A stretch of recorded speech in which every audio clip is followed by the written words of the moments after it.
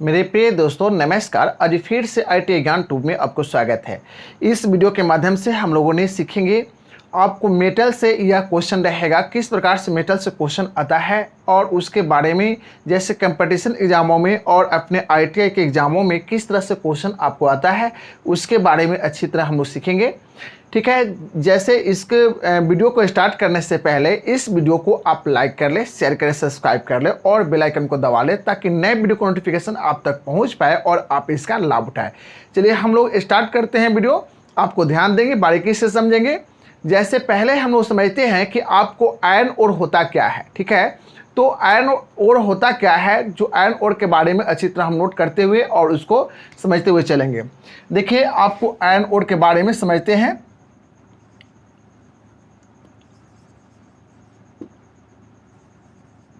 देखिए, iron ore है, ठीक है, और इस आयरन ओर में आपको आयरन ओर होता क्या है पहले उसके बारे में समझेंगे। देखिए, आयरन ओर जो होता है आपको भूपट्टी से, ठीक है, भूपट्टी से निकाले गए लौह की मात्रा होता है। लौह की जो अयस्क उसको बोलते हैं, ठीक है, जो खदानों से प्राप्त किए गए आपको लोहा की मात्रा जो उसमें बहुत ही अशुद्धियाँ मिली होती है, तो वह आपको क्या कहलाता है कि आपको आयरन ओर कहलाता है। लोहा की मात्रा उसमें है तो आयरन ओर, ठीक है, लौह अयस्क कहलाता है। तो लौह अयस्क जो खदानों से जो प्राप्त किया जाता है वह लौह अयस्क है। तो खदानों से प्राप्त किए गए लौह अयस्क आपको कितने प्रकार के होते हैं? तो आयरन ओर आपको मुख्यतः 6 प्रकार के होते हैं आयरन ओर। ठीक है, उसके नोट करते हुए और उसको लिखते हुए चलते हैं। चलिए नोट करेंगे कि आयरन ओर जो 6 प्रकार का होता है वह कौन है, टाइप्स इसका जो होता है आयरन ओर का, ठीक है, वह आपको 6 प्रकार कौन कौन से होते हैं। जैसे कि आपको हेमेटाइट, हेमेटाइट, दूसरा आप देखेंगे लिमोनाइट, लिमोनाइट, तीसरा है आपको मैग्नेटाइट, मैग्नेटाइट, और उसको बाद चौथा है हेमेटाइट, मैग्नेटाइट, मैग्नेटाइट, लिमोनाइट, और उसको बाद है आपको सीडेराइट, सीडेराइट, उसको बाद है आपको पाइराइट्स,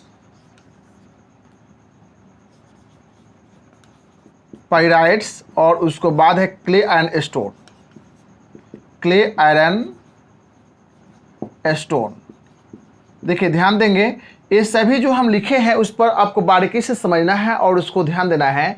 जैसे आप यहाँ ध्यान दीजिए कि आयरन ओर क्या है, इसके बारे में समझ गए कि खदानों से प्राप्त किए गए जो लौह की मात्रा होता है उसमें अशुद्धियाँ मिली होती है तो वह आयरन ओर कहलाता है। और यह आपको क्या है कि हेमेटाइट, इसका टाइप से आयरन ओर का क्या है, प्रकार है। तो लोहा की मात्रा इस सभी में लोहा की मात्रा के अनुसार इसका टाइप्स बन गया। किसको? आयरन ओर की मात्रा को जो बन गया आपको मात्रा के लोहा की मात्रा के अनुसार ओर में, वह आपको टाइप्स बन गया। जैसे कि हेमेटाइट, हेमेटाइट आपको 2 प्रकार का होता है। हेमेटाइट आपको 2 प्रकार का होता है, एक होता है रेड हेमेटाइट और दूसरा होता है ब्राउन हेमेटाइट। ठीक है, जिसमें रेड हेमेटाइट में आपको रेड हेमेटाइट इसका टाइप्स जो बन गया उसको ध्यान देना है कि इसको टाइप्स जो बन गया उसको आपको, जैसे रेड हेमेटाइट, रेड हेमेटाइट इसका 70% और ब्राउन हेमेटाइट, ब्राउन हेमेटाइट जो हो जाएगा आपको 50% से आपको 90% तक होता है लोहा की मात्रा। ठीक है, तो इसको हेमेटाइट के भी टाइप्स आपको बन गया। उसको बाद है कि आपको लिमोनाइट, लिमोनाइट जो है ना 60% है, इसका लोहा की मात्रा आपको 60% आपको किस में है, लिमोनाइट में है। उसको बाद आप देखेंगे मैग्नेटाइट में है 72%, 72% लोहा की मात्रा है। ठीक है, लिमोनाइट में आपको कितना है, 72% है। उसको बाद है सीडेराइट में है आपको 48% है, 48% तक है आपको। ठीक है, और उसको पाइराइट्स में है जो 40% से कम है, 40% से कम ही लोहा की मात्रा है।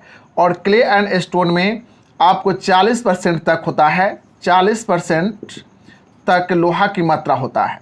तो लोहा की मात्रा के अनुसार आप जो देखेंगे इसका टाइप्स बन जाता है और इस तरह से आपको रहता है। देखिए, क्वेश्चन जो आता है कि इसमें ऑप्शन 4 ऑप्शन दे देगा और आपसे प्रश्न रहेगा कि लोहा की मात्रा जो के अनुसार जो देख रहे हैं कि हेमेटाइट कौन से अयस्क इसमें जो आपको 6 अयस्क है, इसमें 6 अयस्क में कौन से अयस्क आपको सही है, ठीक है, मतलब सबसे अच्छा अयस्क है। तो इसमें आपको सबसे अच्छा अयस्क कौन से अयस्क है, अभी जो देख रहे हैं कि इसमें क्या है, रेड हेमेटाइट और ब्राउन हेमेटाइट है। तो हेमेटाइट, लिमोनाइट, मैग्नेटाइट, सिडराइट, ये सभी ऑप्शन रहे तो आपको हेमेटाइट ही आपको आंसर सही होगा। और उसमें रेड हेमेटाइट रहेगा तो मैग्नेटाइट आपको आंसर हो जाएगा। ब्राउन हेमेटाइट नहीं रहेगा और रेड हेमेटाइट उसमें ऑप्शन रहेगा तो उसमें क्या हो जाएगा, मैग्नेटाइट हो जाएगा आंसर। इसी तरह से लोहा की मात्रा जो ज़्यादा होगा उस तरह से क्वेश्चन जिस तरह से पूछेगा कि कौन से अयस्क सबसे अच्छा है और ऑप्शन जिस तरह से दे देगा उस तरह से आपको चूज कर लेना है। लोहा की मात्रा को आपको याद रखना है, ठीक है। और यह आपको खदानों से प्राप्त होता है लौह अयस्क। उसके बाद हम लोग समझेंगे लौह अयस्क के बाद, उसके बाद समझेंगे आपको ब्लास्ट फर्नेस में जो यह इस अयस्क को रखने के बाद, ब्लास्ट फर्नेस में इस अयस्क को रखने के बाद आपको ब्लास्ट फर्नेस में अयस्क को पिघलाकर और पिग आयन के रूप में प्राप्त करने वाले फर्नेस होता है ब्लास्ट फर्नेस, ठीक है।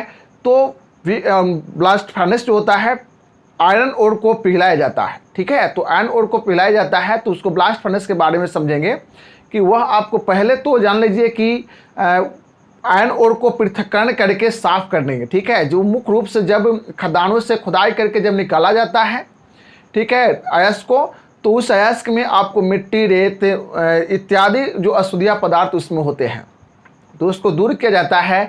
जो 3 विधि द्वारा आपको दूर किया जाता है उसमें भरात्मक विधि, चुंबकीय विधि, स्मेल्टिंग विधि, ठीक है। 3 विधि द्वारा आपको उसको अलग किया जाता है। तो जिसमें भरात्मक विधि में आपको पानी की बहाव, ठीक है, पानी की बहाव की एक नालियाँ बनाई जाती है, उसको एक प्रखनली बनाया जाता है, ठीक है, और उसमें से पानी को बहाया जाता है और फिर आपको अयस्क को क्रश कर और छोटे छोटे टुकड़ों में तोड़कर, क्रश कर या छोटे छोटे टुकड़ों में तोड़कर पानी में डुबो दिया जाता है, पानी में बिखेर दिया जाता है, जिससे अशुद्धियाँ पानी के साथ बह जाता है और लौह अयस्क उसमें बैठ जाता है और उसको निकाल कर प्राप्त कर लिया जाता है। ये तो हो गया भ्रात्मक विधि द्वारा। चुंबकीय विधि द्वारा जो होता है कि चुंबकीय विधि द्वारा एक आपको चुंबकीय एक शाफ्ट बनाया जाता है और उस शाफ्ट या उसको कह सकते हैं कि ऊपर से एक समझिए कि शाफ्ट, जैसे कि ऊपर से एक क्या है, चुंबक का आपको एक है और नीचे से उसको बेल्ट गुजारा जाता है, ठीक है। तो एक ऊपर से एक बेस बनाया जाता है चुंबक का और उसको नीचे से आपको बेल्ट गुजारा जाता है और बेल्ट पर ही अयस्क को क्रश कर और छोटे छोटे टुकड़ों में तोड़कर और उस पर बिखेर कर उसको चुंबक की सतह से आपको गुजारा जाता है। तो चुंबक लौह अयस्क को अपनी ओर आकर्षित कर लेता है और जो अशुद्धियाँ रहता है वो आप दूसरी तरफ गिर जाता है। तो इस तरह से चुंबकीय विधि द्वारा साफ किया जाता है। उसके बाद है स्मेल्टिंग विधि द्वारा। जो स्मेल्टिंग विधि द्वारा जो होता है लौह अयस्क को, जिसमें पाइराइट अयस्क को छोड़कर सभी अयस्क, पाइराइट अयस्क जो होता है 40% से कम होता है, जो सबसे खराब अयस्क होता है, तो 40% से छोड़कर पाइराइट अयस्क को छोड़कर सभी अयस्क को स्मेल्टिंग विधि द्वारा डायरेक्ट आपको पिग आयन के रूप में प्राप्त कर लिया जाता है और अशुद्धियाँ को स्लैग के रूप में बाहर कर दिया जाता है, ठीक है। तो यह स्मेल्टिंग विधि द्वारा होता है। तो 3 विधि के बारे में समझ गए। उसके बाद हम लोग समझेंगे कि ब्लास्ट फर्नेस की जो टाइप्स आता है, ब्लास्ट फर्नेस की जो प्रकार आता है उसके बारे में हम लोग समझेंगे कि ब्लास्ट फर्नेस के जो प्रकार क्या क्या है। जैसे कि आप देखेंगे यहाँ कि ब्लास्ट फर्नेस का हम चित्र बना चुके हैं, ठीक है, और इस चित्र में आपको ब्लास्ट फर्नेस के जो भाग आता है उससे भी आपको क्वेश्चन रहता है। जो कौन कौन से भाग होता है ब्लास्ट फर्नेस में, इसमें आप नोट कर चुके हैं, उसको आप देख लीजिए। जैसे आप देखिए कि ब्लास्ट फर्नेस में जो पार्ट्स है, जैसे हर्थ हो गया, ठीक है, यहाँ आपको बोस होता है, ठीक है। उसके बाद आप जो देखेंगे यहाँ से यहाँ जो आप देख रहे हैं कि स्टेक है, थ्रोट है, टॉप है, ठीक है, डबल बेल चार्जिंग मैकेनिज्म है, या डबल बेल चार्जिंग मैकेनिज्म है। तो इस तरह से इसका क्या है, पूरे टाइप्स उसके भाग है, पार्ट्स है इसका, है ना, पार्ट्स है। जिसमें आपको जो देख रहे हैं यह जो है ना आपको क्या है, एक स्टोव है, ये स्टोव है और यह टायर्स है, ठीक है, यह स्टोव है, यह टायर्स है, ठीक है। इस तरह से आपको इसका पार्ट्स है, यह भाग है। और इसमें यह मुख्य बिंदु क्या जानना है कि जब समझिए कि इससे कौन कौन से पदार्थ डाला जाता है, तो कोक, ओर, ठीक है, और लाइम स्टोन। कोक, ओर और लाइम स्टोन आपको इस फर्नेस में, ब्लास्ट फर्नेस में डाला जाता है। ब्लास्ट फर्नेस की ऊंचाई जो होता है 20 मीटर से 40 मीटर होती है, ठीक है। ऊंचाई जो हो जाएगा आपको 20 मीटर से, ठीक है, 20 मीटर से आपको 40 मीटर इसकी ऊंचाई हो जाता है, और ऊंचाई हो जाता है। उसको बाद हम लोग समझेंगे कि जो व्यास जो होता है, यह व्यास आपको 6 मीटर से, ठीक है, 6 मीटर से 10 मीटर तक होता है, ठीक है, व्यास। और इसकी जो फायर ब्रिक्स की जो दीवारें जो बना होता है, इसके ब्लास्ट फर्नेस की फायर ब्रिक्स की दीवार जो बना होता है, वह आपको 1.1/4 मीटर से 1.1/2 मीटर होता है। फायर ब्रिक्स की जो दीवारें की जो मोटाई होता है, ठीक है, जो यह आप ब्लास्ट फर्नेस की दीवारें की जो मोटाई होता है 1.1/4 मीटर से, ठीक है, 1.1/2 मीटर आपको होती है, ठीक है। तो इस तरह से इसकी आपको फायर ब्रिक्स की दीवारें की मोटाई होता है, यह इतना होता है, ठीक है। उसको बाद व्यास भी समझ गए, उसको ऊंचाई भी समझ गए, और उसको बाद इसमें जो होते हैं 12 से 16 नोजल लगे होते हैं। नोजल एक टायर्स होता है, नोजल एक टायर्स जो होता है, तो यह टायर्स इस तरह से आपको 12 से 16 नोजल आपको लगे होते हैं। स्टोव जो होते हैं, स्टोव के सहित आपको लगे होते हैं, जो गर्म हवा देने के लिए आपको वह उपयोग किए जाते हैं, ठीक है। 12 से 16 नोजल लोग होते हैं। मेल्टिंग जोन जो होता है, आपको यहाँ जो देख रहे हैं हर्ट से लेकर टोटल समझिए कि यह जो देख रहे हैं आप, जो बोस और हर्ट सहित सभी जो होते हैं, इसको मेल्टिंग जोन बोलते हैं, ठीक है। और मेल्टिंग जोन की जो तापमान होता है 1000 डिग्री सेल्सियस से आपको 2000 डिग्री सेल्सियस तक होता है, ठीक है। जो हर्ट कह सकते हैं कि हर्ट की जो तापमान होगा वह 2000 डिग्री सेल्सियस होगा, और बोस का जो बोस भाग होता है, बोस का जो तापमान होगा, जैसे यहाँ का बोस भाग है यह, और यहाँ हर्ट भाग है, तो बोस का जो होगा 1000 डिग्री सेल्सियस होगा। जैसे जैसे आपको ऊपर बढ़ते हैं, जैसे जैसे आपको ऊपर बढ़ते हैं, तो ऊपर बढ़ने के बाद क्या होता है कि टेम्परेचर घटते जाता है। जैसे आपको यहाँ 2000 डिग्री सेल्सियस, यहाँ आपको 1000 डिग्री सेल्सियस, आप यहाँ जो 500 डिग्री सेल्सियस, यहाँ 200 डिग्री सेल्सियस, इसी तरह से आपको क्या होता है, घटते जाता है, ठीक है। तो यह आपको ऊपर घटते जाता है। ऊपर जो आप देख रहे हैं यह थ्रोट है, और डबल बेल चार्जिंग मैकेनिज्म आपको यह जो देख रहे हैं, यह डबल बेल आपको चार्जिंग मैकेनिज्म है, ठीक है। इसमें इनर्ट गैस जो होता है आपको बाहर निकलते रहता है, क्योंकि जब यह गलने के बाद आपको इनर्ट गैस बाहर नहीं निकलेगा, तो वह आपको जान लीजिए कि क्या होगा कि इनर्ट गैस नहीं निकलेगा, तो यह आपको सही ढंग से आपको नहीं पिघलाएगा, किसको, आपको ऐश को नहीं पिघलाएगा, और वह आपको अशुद्धियों को आपको बाहर निकाल लिया जाता है। जो स्लैग होल से आपको अशुद्धियों को बाहर निकाल लिया जाता है, ठीक है।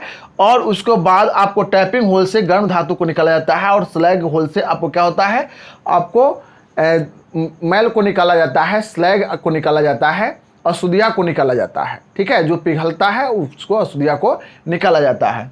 तो लाइम स्टोन जो होता है आपको अशुद्धियाँ को उसको साफ कर और ऊपर आपको तैरने लगता है, उसको छान कर आपको बाहर निकाल लिया जाता है स्लैग होल के द्वारा।